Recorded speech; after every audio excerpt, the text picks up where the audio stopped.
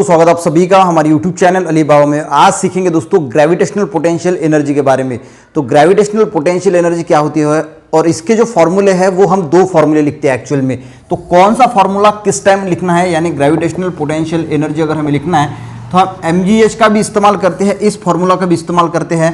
और एक जो ग्रेविटेशनल पोटेंशियल एनर्जी का फॉर्मूला है जो है -G divided by R plus H, या ये R प्लस एच जो है ये आर भी करके डिनोट करते हैं। तो ये फॉर्मूला कब यूज करना है और ये फॉर्मूला कब यूज करना है ये भी सीखेंगे दोस्तों। और एक्चुअल में ग्रेविटेशनल पोटेंशियल एनर्जी होती क्या है ये भी सीखेंगे। तो ग्रेविटेशनल पोटेंशियल एनर्जी में है पोटेंशियल एनर्जी, यानी अगर हम बात करते हैं ग्रेविटेशनल पोटेंशियल एनर्जी की तो potential energy due to gravity, potential energy due to gravity is known as gravitational potential energy. एक जनरल डेफिनेशन है, हम डिटेल भी डेफिनेशन देखेंगे क्या होता है। तो सबसे पहले मैं अगर पोटेंशियल एनर्जी की अगर बात करता हूं दोस्तों, तो जो पोटेंशियल एनर्जी होती है वो क्या होती है, the body possess energy due to its position. तो पोजीशन की वजह से उसमें जो एनर्जी आती है किसी बॉडी में उसे हम कहते हैं पोटेंशियल एनर्जी। तो ग्रेविटेशनल पोटेंशियल एनर्जी समझने से पहले हमें पोटेंशियल एनर्जी समझना पड़ना बहुत इंपॉर्टेंट है। ये मान के चलते अर्थ का सरफेस है और यहाँ पे कोई एक ऑब्जेक्ट है वो ऐसा है, इस पोजीशन में है, रेस्ट पोजीशन में है, तो यहाँ पे जो पोटेंशियल एनर्जी होगी वो क्या होगी, वो होगी जीरो। मान के चलते हैं कि ऑब्जेक्ट मैंने यहाँ से लिफ्ट किया और इस पोजीशन में मैं लेके आया, तो अब यहाँ पे इसकी जो पोजीशन है ड्यू टू इट्स पोजीशन, क्योंकि इसकी जो पोजीशन है वो कहीं ना कहीं चेंज हुई है अर्थ सरफेस से, तो इसमें कहीं ना कहीं पोटेंशियल एनर्जी जो है, ठीक है। तो यहाँ पे इस ऑब्जेक्ट में कोई ना कोई पोटेंशियल एनर्जी है, जैसे ही मैं इसे छोड़ देता हूं तो ये ऑब्जेक्ट जो है वो नीचे आ जाएगा। तो इसमें क्या आई, तो पोटेंशियल एनर्जी हम किसे कहते हैं, बॉडी पोजेस एनर्जी। इस बॉडी में कुछ ना कुछ एनर्जी है ड्यू टू इट्स पोजीशन, तो इसकी जो पोजीशन है वो चेंज होने की वजह से जो इसमें एनर्जी आई तो हमने उससे कहा पोटेंशियल एनर्जी। तो पोटेंशियल एनर्जी है। अब जब हम ग्रेविटेशनल पोटेंशियल एनर्जी बोलते हैं, जब हम ग्रेविटेशनल पोटेंशियल एनर्जी बोलते हैं तो ये अर्थ का सरफेस है और यहाँ पे अगर कोई ऑब्जेक्ट है तो पोटेंशियल डिफरेंस समझने की कोशिश कीजिए। पोटेंशियल एनर्जी जब मैंने कहा था तो मैंने कहा था the energy possess by body, उस बॉडी में जो एनर्जी पजेस है ड्यू टू इट्स पोजीशन, तो हमने इसे पोटेंशियल एनर्जी कहा था। पर ग्रेविटेशनल पोटेंशियल एनर्जी यानी क्या होता है, पोटेंशियल एनर्जी ऑफ बॉडी। अब यहां जो ऑब्जेक्ट है इस ऑब्जेक्ट की पोटेंशियल एनर्जी, पोटेंशियल एनर्जी यानी क्या होता है, एनर्जी पजेस बाय बॉडी, इसमें जो एनर्जी है। और ग्रेविटेशनल पोटेंशियल एनर्जी होती है कि पोटेंशियल एनर्जी, जो पोटेंशियल एनर्जी की, अब हम ग्रेविटेशनल पोटेंशियल एनर्जी में पोटेंशियल एनर्जी की बात कर रहे हैं कि potential energy of a body with respect to its position. अब यहां पे हम ले रहे हैं पोटेंशियल एनर्जी इस बॉडी का with respect to its position about the earth surface, और any point on earth surface is called as the gravitational potential energy. तो अर्थ सरफेस से इसकी क्या पोजीशन है और इसकी इस पॉइंट पे, इस पोजीशन में इसकी पोटेंशियल एनर्जी क्या है, उससे हम ग्रेविटेशनल पोटेंशियल एनर्जी कहेंगे। यानी potential energy of a body with respect to its position about the earth surface. तो यहां की जो पोटेंशियल एनर्जी है with respect to its earth surface उसे हम कहेंगे ग्रेविटेशनल पोटेंशियल एनर्जी। अब समझने की बात करते हैं दोस्तों, ये जो ग्रेविटेशनल पोटेंशियल एनर्जी होती है ये हम लिखते हैं, जो मैंने पहला फॉर्मूला कहा था ग्रेविटेशनल पोटेंशियल एनर्जी का, या फिर हम इसे पोटेंशियल एनर्जी भी कहते हैं, तो हम लिखते हैं mgh, ठीक है। जो हम पोटेंशियल एनर्जी का फॉर्मूला लेते हैं वो लेते हैं mgh। तो ये जो यहाँ का g है वो है एक्सीलरेशन ड्यू टू ग्रेविटी, इसकी वैल्यू होती है 9.8 मीटर पर सेकंड, और ये कांस्टेंट होती है। कहाँ पे कांस्टेंट होती है ये भी हम जो है वो देखेंगे। अब यहाँ पे फॉर्मूला है mgh, m जो है ये है मास ऑफ ऑब्जेक्ट, ठीक है। ऑब्जेक्ट जो होगा उस ऑब्जेक्ट का मास, और ये होगी height from this earth surface, यानी अर्थ सरफेस से जो इसकी हाइट है वो होगी इसकी हाइट, ठीक है। तो मान के चलते हैं दोस्तों कि ये जो है ये अर्थ का सरफेस है, ठीक है, ये अर्थ का सरफेस है। अच्छी तरीके से समझने की कोशिश करना, ग्रेविटेशनल पोटेंशियल एनर्जी जो आपको समझ में आ जाएगी। ये क्या है, अर्थ सरफेस है। अब एक ऑब्जेक्ट जो है वो यहां पे है, ठीक है, अर्थ के सरफेस पे है, रेस्ट पोजीशन पे। अब मैंने इसे फिर से यहां से यहां इस पोजीशन में मैं अब इसे लेके आया, ठीक है। अब इस पोजीशन में जैसे ही मैं ये ऑब्जेक्ट यहां से यहां लेके आया, यहां पे जो है ग्रेविटेशनल, यहां पे पोटेंशियल एनर्जी है, ठीक है। इसकी जो पोटेंशियल एनर्जी है वो बढ़ गई, मान के चलते इसकी पोटेंशियल एनर्जी 4 हो गई, ठीक है। एक एग्जांपल के तौर पे ले रहे हैं हम कि इसकी पोटेंशियल एनर्जी कितनी हो गई, 4 हो गई। जैसे ही मैं ये ऑब्जेक्ट जो है इसके ऊपर के पोजीशन पे हाइट्स, जैसे जैसे ये एक हाइट थी और मैं थोड़ी इसकी हाइट अगर मैंने बढ़ाई तो पोटेंशियल एनर्जी और बढ़ेगी, मान के चलते इसकी पोटेंशियल एनर्जी 10 हो जाती है। अब ये कंसेप्ट हम अच्छी तरीके से समझने के लिए मैं आपको एक एग्जांपल देता हूं कि अगर आप 4 मंजिली बिल्डिंग है वहां से अगर कूदेंगे, मान के चलते 1 मंजिली बिल्डिंग है वहां से कूदेंगे तो आपको लगेगा पर बहुत ज्यादा नहीं लगेगा, क्योंकि हाइट कितनी है, सिर्फ मान के चलते कि 10 फुट हाइट है और आपने 10 फुट हाइट से जो है वो छलांग लगाई तो आपको इतना ही नहीं लगेगा, क्योंकि पोटेंशियल एनर्जी जो है 10 फीट के ऊंचाई पे जो पोटेंशियल एनर्जी है वो कम है एज कंपेयर टू 100 फुट से जो है कंपेयर अगर हम करेंगे तो उससे जो इसकी एनर्जी जो पोटेंशियल एनर्जी है जो है कम है। इसकी वजह से काइनेटिक एनर्जी भी कम होगी। तो आप जैसे 10 फुट से छलांग मारेंगे तो आपको इतना नहीं लगेगा, पर आप अगर 100 फुट से छलांग मारेंगे तो आपको ज्यादा जो है चोट लगेगी, आपकी जान भी जा सकती है। तो ये क्या दर्शाता है, ये यही दर्शाता है कि जैसे जैसे जो हाइट जो है वो बढ़ रही है, जैसे जैसे हम ऊपर की तरफ जा रहे हैं तो जो पोटेंशियल एनर्जी है या फिर हमसे तो ग्रेविटेशनल पोटेंशियल एनर्जी है तो ये जो है वो बढ़ रही है। ठीक है, तो ग्रेविटेशनल पोटेंशियल एनर्जी क्या हो रही है, जैसे जैसे हम ऊपर की तरफ जा रहे हैं वैसे वैसे ग्रेविटेशनल पोटेंशियल एनर्जी बढ़ रही है, क्योंकि हाइट बढ़ रही है। ठीक है, तो ये कंसेप्ट आपको शायद समझ में आ गया होगा कि जैसे जैसे हम ऊपर जाते हैं तो इसकी जो पोटेंशियल एनर्जी की वैल्यू होती है वो बढ़ती है और इसी वजह से ग्रेविटेशनल पोटेंशियल जो एनर्जी है वो बढ़ती है।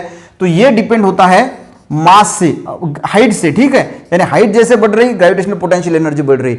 अब अगर हम मास की अगर बात करें तो जैसे जैसे मास बढ़ता है तो ग्रेविटेशनल पोटेंशियल एनर्जी भी बढ़ती है। अगर आप अगर हाइट कांस्टेंट है, अगर 100 फुट की हाइट है और अगर आप चींटी जो है छोटी सी चींटी उसे अगर ऊपर से छोड़ेंगे तो वो आपको नीचे दिखाएंगी, उसको इसका जो है हाइट का इतना फर्क नहीं पड़ेगा क्योंकि उसका मास जो है वो कम है। इसकी वजह से क्या है, इसकी जो पोटेंशियल एनर्जी है वो भी कम है। अगर आप खुद अगर कूदेंगे तो आपका मास जो है वो चींटी से मास से बहुत बड़ा है तो आपको बहुत बड़ी चोट आएगी, पर चींटी को चोट नहीं आएगी। क्यों? क्योंकि यहां पे डिफरेंस होता है मास का। जैसे जैसे मास इंक्रीज हो रहा है वैसे वैसे किसी ऑब्जेक्ट का अगर मास इंक्रीज हो रहा है तो वैसे वैसे पोटेंशियल एनर्जी जो है वो भी इंक्रीज हो रही है। ठीक है, तो ये जो पोटेंशियल एनर्जी है, ग्रेविटेशनल पोटेंशियल एनर्जी है, ये मास पे भी डिपेंड है और ये हाइट पे भी डिपेंड है। ठीक है, और बात करते हैं, ये कंसेप्ट शायद आपको समझ में आया होगा कि मास और हाइट पे जो है ये डिपेंड होती है। अब ये बचता है जी। अब जी जो है ये है एक्सेलरेशन ड्यू टू ग्रेविटी जो 9.8 मीटर पर सेकंड है। ये हमेशा कांस्टेंट होता है। ठीक है, ये कांस्टेंट तब तक होता है जब तक कोई ऑब्जेक्ट जो है वो ग्रेविटेशनल फील्ड के अंदर है, तब तक ये वैल्यू जो है वो कांस्टेंट होती है। ठीक है, मैंने क्या कहा कि जब तक कोई ऑब्जेक्ट ग्रेविटेशनल फील्ड के अंदर है तब तक जो है वो इसकी वैल्यू कांस्टेंट होती है, और जब तक कोई ऑब्जेक्ट ग्रेविटेशनल फील्ड के अंदर है तो हम पोटेंशियल एनर्जी या ग्रेविटेशनल पोटेंशियल एनर्जी जो है वो हम लेते हैं mgh के रूप में, यानी mass into acceleration due to gravity into उसकी height from the surface of earth. ठीक है, तो ये फॉर्मूला हम यूज करते हैं। ठीक है, अब जानते हैं दोस्तों कि वो फॉर्मूला हम कब यूज करेंगे। ठीक है, अब मान के चलते हैं कि एक अर्थ का सरफेस है, फिर से ये अर्थ का सरफेस है और ये ऑब्जेक्ट है, और ये ऑब्जेक्ट ऊपर की तरफ जा रहा है, ऊपर की तरफ जा रहा है, ऊपर की तरफ जा रहा है।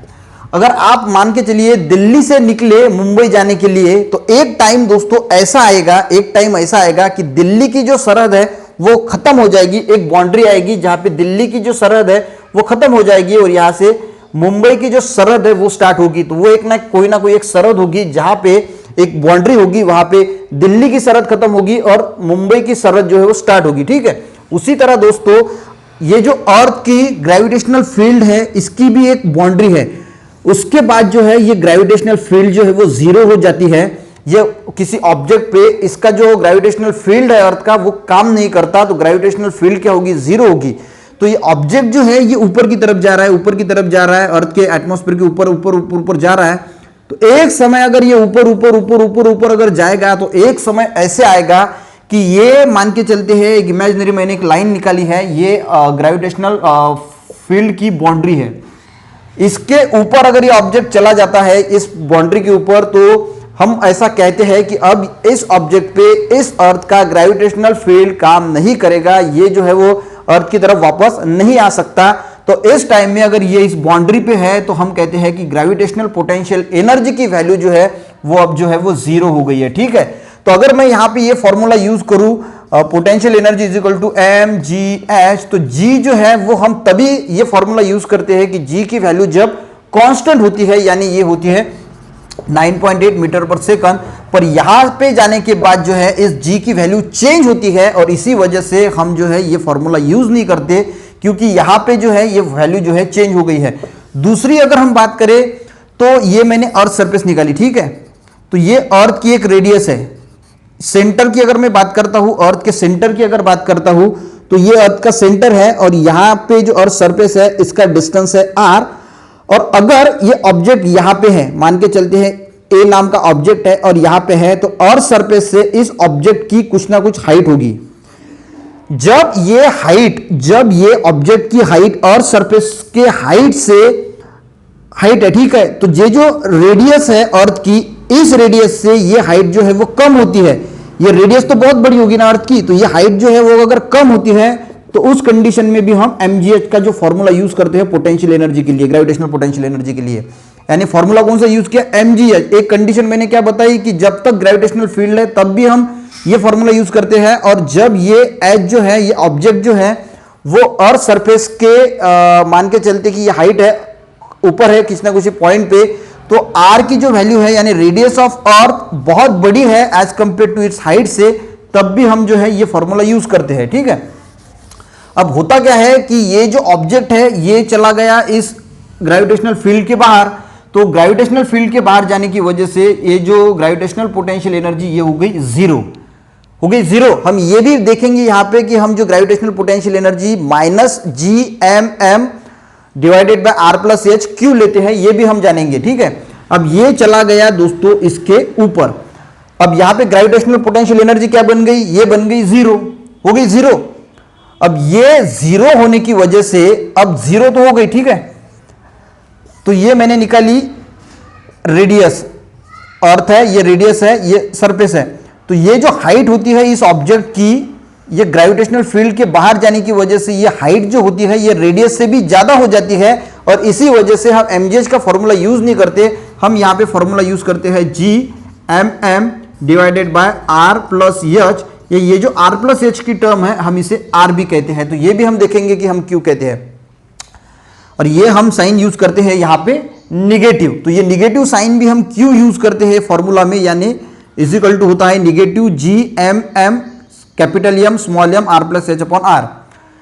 जैसे जैसे दोस्तों हम ऊपर जा रहे हैं, जैसे जैसे हाइट जो है वो इंक्रीज हो रही है, तो ग्रेविटेशनल पोटेंशियल एनर्जी जो है वो इंक्रीज हो रही है। हमने देखा कि ग्रेविटेशनल पोटेंशियल एनर्जी क्या हो रही है, अर्थ सरफेस से हम जैसे जैसे ऊपर जा रहे हैं वैसे वैसे ग्रेविटेशनल पोटेंशियल एनर्जी इंक्रीज हो रही है। यहां पे आने के बाद ये होगी जीरो, तो इसका मतलब है कि यहां से अगर हम रिटर्न अगर अर्थ सरफेस पे आते हैं, तो रिटर्न अगर अर्थ सरफेस पे आते हैं तो ग्रेविटेशनल पोटेंशियल एनर्जी यहां पे जो है वो बढ़ रही थी, वो इंक्रीज हो रही थी। यानी जब हम इंक्रीज की बात करते हैं तो हम पॉजिटिव साइन लेते हैं, अगर कोई चीज इंक्रीज में है तो पॉजिटिव साइन से हम दर्शाते हैं। यहां पे ग्रेविटेशनल पोटेंशियल एनर्जी जो है वो इंक्रीज हो रही थी, पर अगर हम इस बाउंड्री से वापस अगर आते हैं तो ग्रेविटेशनल पोटेंशियल एनर्जी जो है वो डिक्रीज हो रही है, कम हो रही है। और इसीलिए हम जो है इस फॉर्मूला में, क्योंकि यहां पे जो ऑब्जेक्ट से जो नीचे वाली जो टर्म है यहां पे डिक्रीज पोजीशन पे है, और इसीलिए जो है वो हम निगेटिव साइन लेते हैं। मान के चलते एक एक्सिस है, यहां पे अगर एक जीरो वैल्यू है तो हम क्या कहते हैं, ऊपर जो है +1 +2 +3 लिखते हैं, और नीचे की तरफ आते हैं तो -1 -2 -3 लिखते हैं। उसी तरह दोस्तों ये वैल्यू यहाँ पे जीरो हो जाती है, और यहाँ से अगर हम नीचे आते हैं तो ये स्टार्ट होती है -1 -2 -3, यानी डिक्रीज पोजीशन में जो है वो अब ग्रेविटेशनल पोटेंशियल एनर्जी है, और इसीलिए हम जो फॉर्मूला लेते हैं वो दर्शाते हैं निगेटिव साइन से। ये बात होगी क्लियर। तो अब ये जो G होता है ये होता है यूनिवर्सल ग्रेविटेशनल कांस्टेंट। ये फॉर्मूला हम कब यूज करते हैं, ये फॉर्मूला हम जब यूज करते हैं जब हाइट जो है वो बहुत ज्यादा होती है इस रेडियस से, या फिर ऑब्जेक्ट जो है वो ग्रेविटेशनल फील्ड के अंदर नहीं रहता, उसके बाहर चला जाता है, तो हम ये फॉर्मूला यूज करते हैं ग्रेविटेशनल पोटेंशियल एनर्जी के लिए। तो निगेटिव साइन तो मैंने बताया हम क्यों लेते हैं, G यूनिवर्सल ग्रेविटेशनल कांस्टेंट है। ये जो m है ये मास ऑफ अर्थ का मास है, ये मास ऑब्जेक्ट का मास है।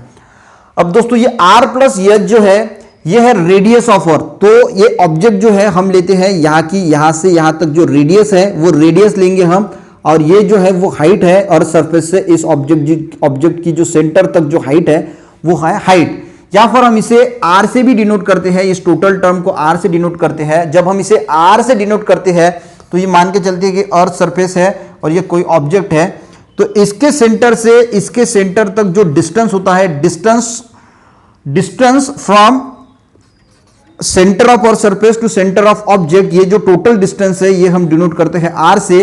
तो हम इसे R से भी डिनोट करते हैं, यानी मीनिंग यही होता है, ये रेडियस है और ये हाइट है, तो हम R प्लस एच भी कह सकते हैं, या फिर हम टोटल इस लेंथ को R कह सकते हैं, distance from centre of earth to centre of object. तो इसे R प्लस एच भी कह सकते हैं और R भी कह सकते हैं। तो उस टाइम दोस्तों हम ये फॉर्मूला जो है वो यूज करते हैं ग्रेविटेशनल पोटेंशियल एनर्जी के लिए। तो ये बहुत कंफ्यूजिंग वाला थोड़ा टॉपिक था पर बहुत इजी था। ये दो फॉर्मूले हम कब कब यूज करते हैं, तो एमजीएच वाला फॉर्मूला हम यूज करते हैं जब कोई ऑब्जेक्ट ग्रेविटेशनल फील्ड के अंदर है, तब जी जो होता है वो एक्सेलरेशन ड्यू टू ग्रेविटी होता है, उसकी वैल्यू कांस्टेंट होती है। और जब ऑब्जेक्ट ग्रेविटेशनल फील्ड के बाहर चला जाता है तो हमें ये फॉर्मूला यूज करना पड़ता है, और इसी के साथ ये एच की वैल्यू भी मैंने बताई। वीडियो अगर दोस्तों अच्छा लगे तो वीडियो को जरूर लाइक करें, दोस्तों को भी शेयर करें, और अगर आप साइंस के स्टूडेंट हैं तो चैनल को जरूर सब्सक्राइब करें।